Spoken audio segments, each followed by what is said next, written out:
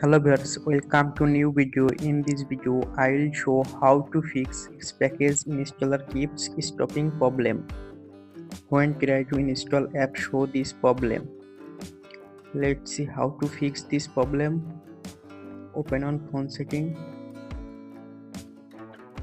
then scroll down, tap on apps, tap on three dot, show system apps, turn on, click on OK, search package installer, tap on package installer app, tap on storage, tap on clear data, tap on delete.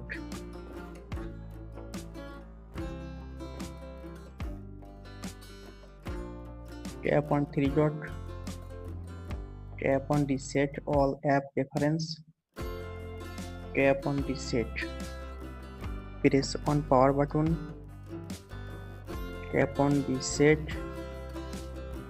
click on reset phone normally,